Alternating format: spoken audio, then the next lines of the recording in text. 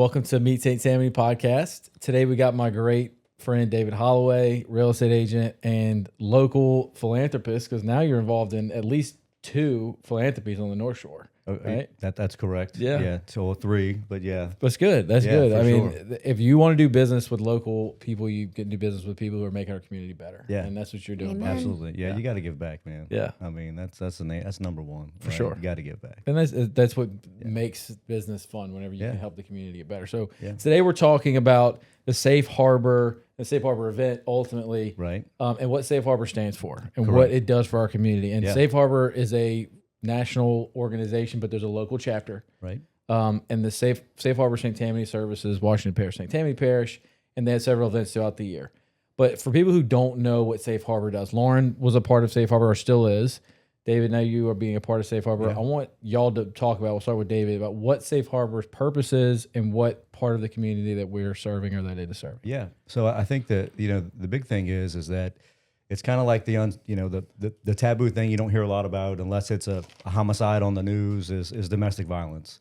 And so Safe Harbor, what they exist for is to provide services to those folks that are either survivors or victims of domestic violence that can get them out of the situation they're in, provide them shelter, provide them transportation. All this is confidential. Provide assistance to them to either file protective orders in court, accompany them in court, have therapy.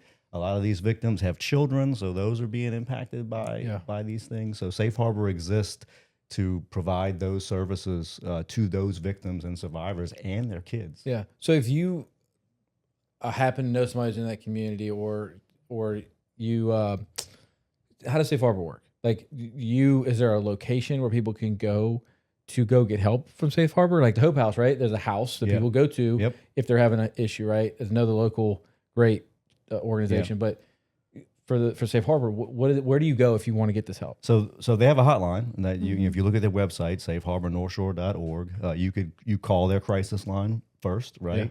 Yeah. And depending upon what the need is, they have safe houses. Those locations are confidential. Gotcha. There's one on the east, and there are two locations here on the west.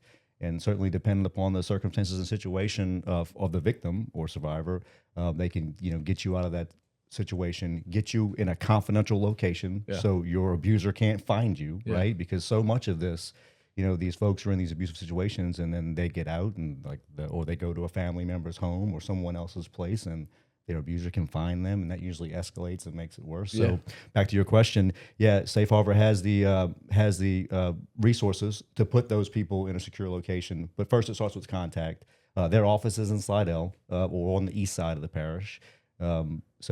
So they do have a physical location, and they have safe houses as well. Very cool. But they definitely suggest the hotline, because I don't think people realize the significance behind the confidentiality until you've been exposed to that type of scenario, right? Whether you're a victim yourself or you've tried to help a victim. Like, that fear is deep because the harassment and the violence runs deep. Yeah, the threat, and they the feel that toll, I'm sure. Absolutely. And they feel that they're putting other people in danger, right? Because they're truly in fear for their lives. And so they feel that they're putting their family in danger if they go to their family, or the workers that work at that location if they go to that location. So it's very significant for people to know the ease of outreach is through that secure hotline so that they don't have that hesitation. Can you tell me, what is the breadth of domestic violence? I mean, most of the time people feel like it's a romantic relationship type of a situation, but it's not necessarily just that, right? I mean, it can be an intimate partner, and most of them are, right? I mean, domestic violence is going to be where you have some type of relationship with your abuser. Yeah. Typically, it's intimate partners, right? But it doesn't have to be that way. But when you look at the statistics, it's amazing. Like, we're in St. Tammany Parish, obviously somewhat influential parish, right? Affluent parish, as opposed to other ones. And when you look at the data, and then zoom out and look at Louisiana as a whole, it's insane the statistics are so high. I'll just use what Safe Harbor has just released over the past, what they've done this past year. Their crisis hotline alone had received over 2,800 crisis calls in 1 year. Wow. That's over 7 calls a day. Wow. That's insane. Wow. Right? Yeah. And when you zoom out and look at some of the state statistics, right? I think over 145,000 people in the state of Louisiana last year were victims of domestic violence. And that's known victims. Yeah, right. Because that's not even 100%. speaking about the people that haven't been able to conceptualize Right. the abuse that they're actually receiving. Well, and listen to this. Statistically speaking, right, and this is all new data, right? I mean, Tulane just redid a study where they used 2023 data, and it was kind of the same in 25. But statistically speaking, and this is what really is mind-boggling, and it's more about getting awareness out for this, less than 1 out of 6 women that are victims of domestic violence reach out for help. Less than 1%. Less than 1 out of 6. Out of 1 out of 6. 6. Yeah, it's insane. Wow. Yeah, And yet still 2,800 calls to the hotline. yeah. And I'm sure, like, I'm sure that a lot of these phone calls are coming from the people who are actually physically being abused or suffering from this violence. But can you call on behalf of somebody else to the same Ooh, hotline? that's a really good question. You know what I'm saying? So, I mean, how often are these people seeing something and saying something? Is Safe Harbor there to help in that way as well? Okay, so I don't know that question. I'm going to assume that it needs to be the victim calling, right? Because if the victim's not reaching out for help, it's kind of like when I get a property call from a cousin. I'm like, well, your person interested needs to call me. Yeah. So I would imagine, and I could certainly get back with you on that Sure, answer. yeah. But I think they give guidance and support, Yeah, right? sure, I do know that they're able to call same hotline and at least be able to say, I need to be equipped with the information that I can provide to the person so that they can help themselves, right? You cannot have a situation where Safe Harbor is going to go in and have the police pick someone up and then bring them to a safe house, but they can at least relay information. So no matter what, we want to turn people to that hotline because they're there with a bunch of resources. Sure. That's great. It's not great that people have to go through that, but I'm glad to know that Safe Harbor exists for that purpose. Yeah. And so, y'all, just bringing awareness to the level of domestic violence that happens across the country and even locally to our community. Our state's terrible. Yeah. We're top 5 in the country, and have been since, listen to this, 1997. Wow. That's the year I graduated high school. Almost 30 years ago. I was 9. Yeah, Well, I think- exactly. You were a baby. I Right. think that a lot of domestic violence probably stems from mental illness, and so it's genetic. Well, you have and that some, as well, know, so you're going to see those issues, and so once it starts in a community, if those families stay in the community, it's prone to continue. And then if people think that that's acceptable behavior, it can be a learned behavior as well if there's not mental illness. So not only is it about, okay, let's get help to the people that need help now, but let's have the awareness behind it that we are raising each other properly. Yep. We're putting people in safe environments. We're bringing our kids up to know what's acceptable and what's not. Yeah, it's generational, right? Just It is. like, so I think, obviously the victims, the women and some men, right, that are victims of domestic violence. Most of the time there are children involved, and so that's really sad. But from a generational standpoint, right, if you're growing up in a household or in a family unit where that's the experience you're having as a child, where when dad or the boyfriend, or the mom, when there's anger or drugs and alcohol or whatever's going on, and it's a learned behavior that, well, when we're mad we get violent, right? Well, then that child grows up, right? And then that's all they know. So they either, and the statistics are crazy. So like a child that grows up in an environment of domestic violence, they are 70% more likely to be victims of domestic violence themselves. 70%. Like, and as a parent, right? Like if you have kids, as a parent, like thinking about those innocent babies, right? Like I get emotional. It breaks my heart. Yeah. Right? Not a stat you want to attach to your kids. No, of course not, right? And then when you get into like the children that are losing their parents, like because of homicides, right? Because unfortunately, a lot of domestic violent disputes end in homicide. Yeah. I mean, there are so many people being killed as a result, right? And I can look at my little fact sheet for the data on that, but I think over 100 kids in Louisiana last year alone lost a parent to domestic violence. 100 of them. Wow. Like so I lost my mom not to domestic violence, but I lost my mom when I was 8 years old, right? So like kids have a little soft spot for me because, man, it was rough growing up without parents, right? And I can only imagine for a child that like lost their parent to domestic violence, right? Or heaven forbid they witnessed Watched it. Yeah, we're there whenever it yeah. happens. So again, it goes back to like we as a society, right, need to really be stepping in, raise awareness for domestic violence, the victims, survivors, provide support for them, and start making some generational changes. Because that's really where, again, mental health is one part of it, right? But like you hear that in social media sometimes. I'm breaking generational curses, right? I think we as a society should really take that seriously and start with breaking this generational curse of domestic violence, especially when we live in a state where we've been in the top 5 for 29 years. It's insane. That's crazy. Yeah. And so, well, then I think we need to give Safe Harbor as much spotlight as we can. So, you know, they're Safe Harbor is there for people who are suffering from domestic violence currently. So you said that you can call the hotline. Calling the hotline does what for you? Will somebody come pick you up? Will they tell you where to go? Like, what does that look like when you make that initial call? Yeah, so depending upon your situation and circumstance, right? They are going to, I guess, triage the situation. They have the availability to send someone to get you out of that situation, right? I think last year alone, reading their statistics that were just released, Safe Harbor provided transportation to over 360 individuals that needed, whether it was a victim or survivor, right? Because you don't like a victim is someone that is actually happening to, right? And a survivor is someone who they're surviving from it, right? So they advocate and provide services to both of those individuals, and it could be both a residential who lives at some of their safe houses or someone who doesn't live at a safe house but is still getting services from Safe Harbor. Gotcha. But yes, they can provide transportation, and again, they provided that to 362 people last year alone. That's almost one a day. So if you can call Safe Harbor, they can come pick you up. Now talk about these safe houses that Safe Harbor has. I'm sure that's part of the cost that you're helping support absolutely through the event and the fundraising and the awareness. So what does the safe house look like? So if you are in a situation, you're a victim, right? And whether you're male or female, because it happens to, I mean, the stats on men are a little bitty. So this is mostly about women and females, but I want to be representative of everyone here. So if they have, on the east side, they have a 3-bedroom home that can hold up, I think it's 10 individuals, including kids. There's some requirements on familiar status, like it can only be, three different families in the house at one time.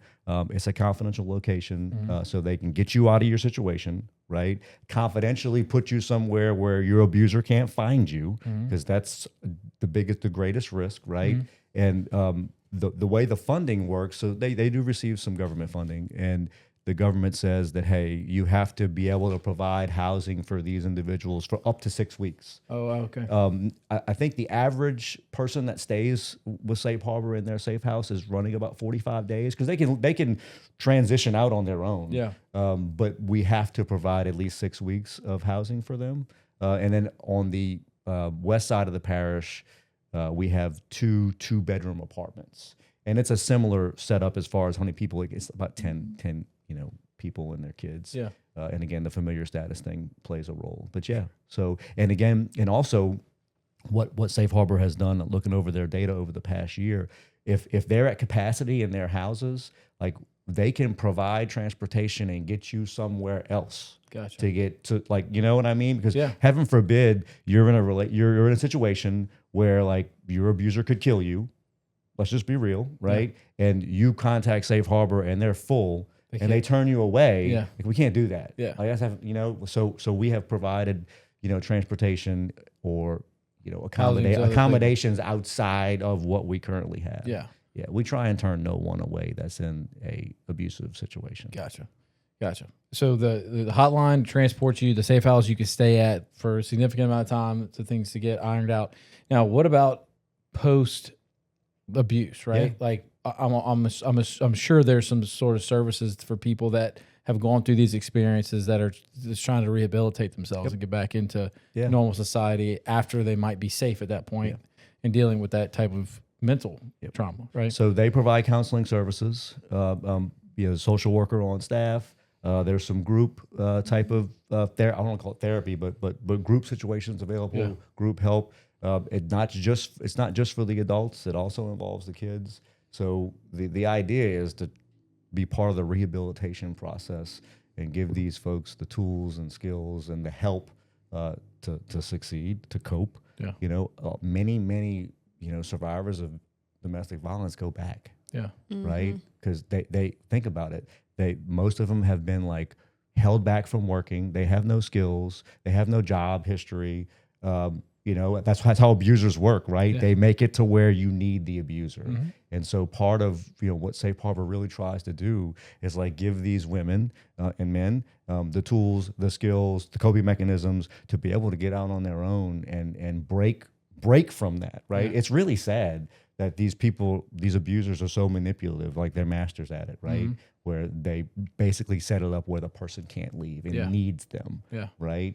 And so Safe Harbor really tries to set up a situation and advocate for these women to where they can break free, man. It's so sad. Yeah, geez. Right. And then I don't have the statistics behind it. It wasn't in my data from last year, but the amount of women and men that go back, and then the percentage of them that end up in homicide situations is insane. Yeah. It's unbelievable, man. Yeah. It's really sad. So yeah, I'm sure there's resources. I mean, I'm sure that the most of the work probably is in the rehabilitation and keeping these people safe after the fact. Because I mean, the process of getting people out of those situations is probably pretty efficient and quick. Yeah. It's a long-term support to help breaking people. that dependency For sure. It is. Yeah, so That's they can exactly move on. Yeah. So how are we raising money, right? I mean, we've got a couple things throughout the year. Yeah. I know not all superheroes wear capes. You're not wearing yours right now. I don't have my cape on today. Yeah. But he's got his shirt. I got my shirt shirt on. on. That's right. Yep. So the event we're going to talk about today is the Real Superheroes Safe Harbor. It's going to be held in Slidell. Yep. At the Harbor Center. Yep. 7:00, September 19th.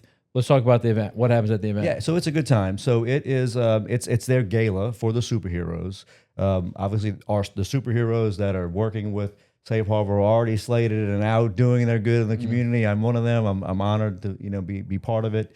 And so between now and the 19th, all of us are raising money for Safe Harbor. Yeah. And at the gala. Certainly, whoever raises the most money for the organization is the real superhero of St. Tammany, or however they're coining that. But at the event, it's really fun. There's a gigantic silent auction. Nice. I mean, it's like tables and tables and tables and tables of things. It's good stuff. It really is insane, the amount of things at the silent auction. They also have a live auction. I mean, they were auctioning off like beach vacations last year. Nice. Some really cool artwork, some hotel stays, and at deals. Yeah. It's really unbelievable. Nice. So just those two things alone is a reason to buy a ticket and go. Obviously, your ticket cost goes toward Safe Harbor. There'll be some live entertainment. There's a band there. The Pussyfooters will be there doing a little dance. It's a good time. There's food. It's open bar. So your ticket really it's goes a long way. It does for $100, right? Yeah. You're getting all that. Plus you can bid on some things. It's a really good time. Well, I think the one part of it that I love the most is that everybody is dressed like a superhero. Oh yeah. So you can really get wild. Yeah. I haven't really decided if I'm gonna go crazy like that, I'm not decided. It took a lot to put this shirt on, so we'll start there. What's the lead guy of X-Men, the bald headed guy? Oh man, I'm terrible with these. You know what I'm talking about? No, in the wheelchair. Oh, Professor X. Professor X. There you I don't know about that, man. Yeah, we already decided it's happening. So Professor X will be there. I do know somebody who can loan me a wheelchair, actually. There you go. Well, what you failed to mention is, yes, there's a silent auction. Yeah. It's amazing. But what you all are doing is going out in the community and soliciting donations for the cause. We are. And so you're here because we're trying to get all that riffraff we mentioned earlier to donate to your cause, right? Yeah, I am. So for those of you out there watching this, we are raising money for Safe Harbor. I specifically would like your vote to go toward me. So when you go to Safe Harbor's website, safeharbornorthshore.org, click on the Real Superheroes. You'll see my beautiful face. I would appreciate you click on me, donate for where I get the credit. The money goes to Safe Harbor. Yeah. So please and thank you, whether you're riffraff or not, we would like you to participate. That's right. And then while you're there, you can bump up, all the credits for your candidate as well. So throughout the whole night, you're capable of throw money on David's account so that we can make sure we're voting for him to be the real superhero of St. Tammany. Absolutely. And again, the main thing is we're raising awareness for victims and survivors of domestic violence. If it wasn't for the cause, I wouldn't be sitting here right now. Yeah. It's near and dear to my heart. I think what's really wild is getting back to some of the data that's out there. So in Louisiana, and this is the recent Tulane, and I think it was, I want to make sure it's not, I give the right research people, the Newcomb Institute and Tulane University.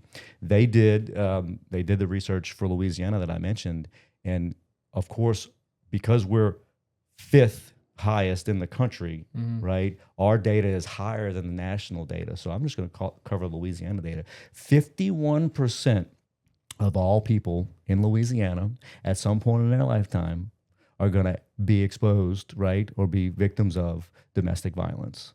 Okay, 51%. 51%. There are 4 people in this room. Two of us. 2 of us, Yeah. right, already have or will be. Yeah.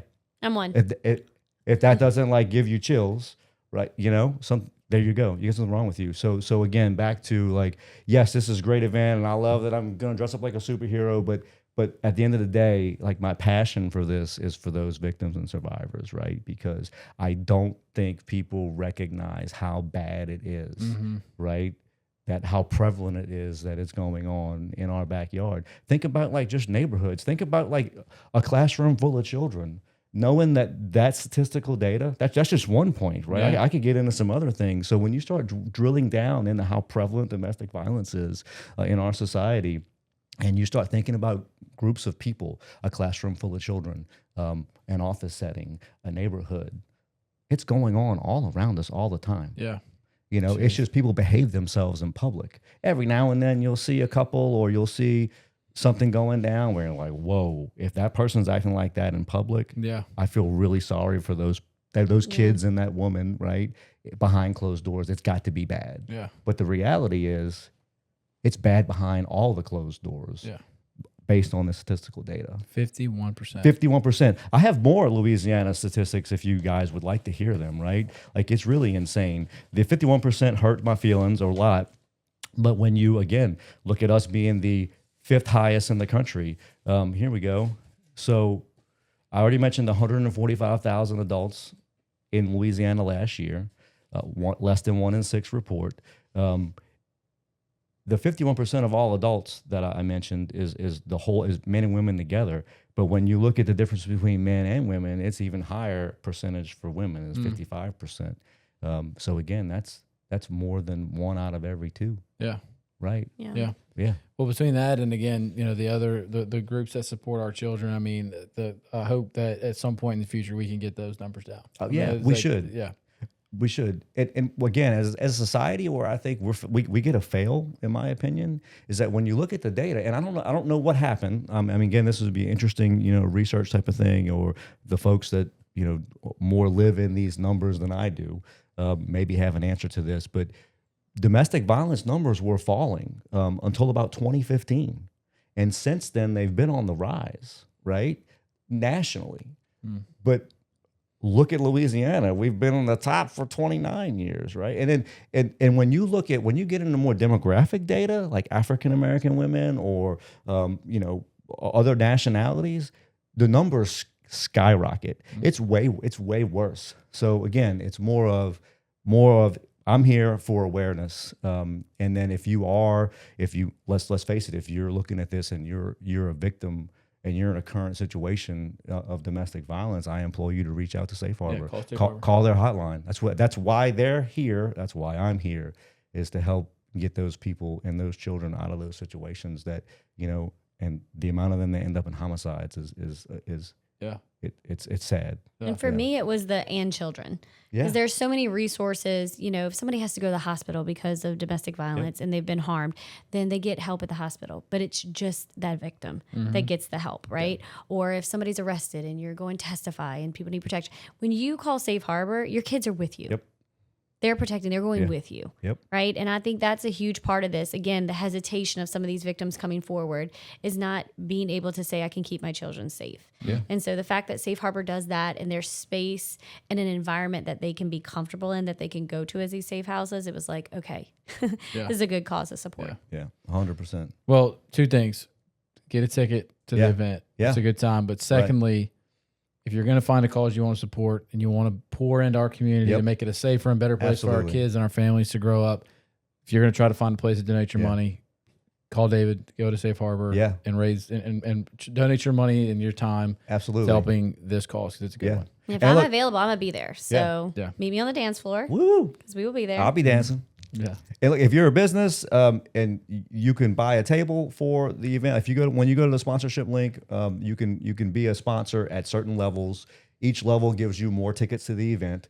So certainly, if you want to just cast a vote for me or some other good-looking superhero on there, please just pick one. I just want the money to go to Safe Harbor. But if you're a business wanting to sponsor, you can, and there's levels there. Certainly, just make sure you allocate that to me. You get tickets to the event. I think a $1,000 sponsor gets 8 tickets, and so forth and so on. And that you can go lower than that as well. I'll just do that number out there because I remember the data. But certainly, check it out. Sponsor if you can. If you can't, throw some votes. Pick your favorite superhero, and just know that your money is going to a really, really good cause. Yeah, and needed cause. And that's exactly right, right? Like I like the way you said that because it's easy to say, oh, it's a good cause, right? Oh, they doing a good thing, but no, it's a needed cause, right? And that to me is way more important than it being just good. Yeah, it's a need. Yeah. Very good. Well, this was great. I didn't know all this stuff, and I know that people don't. So this is why we do this. Yeah. So thank you for coming on, and I think you did a great job with the data and telling the story and passion behind it too. Yeah. So, I mean, Thanks for having me. A lot of nonprofits and people we need people like you passionate about them to come talk. Thank about you so it. much. I'm honored that you guys made room for me and all the things. So thank you as well.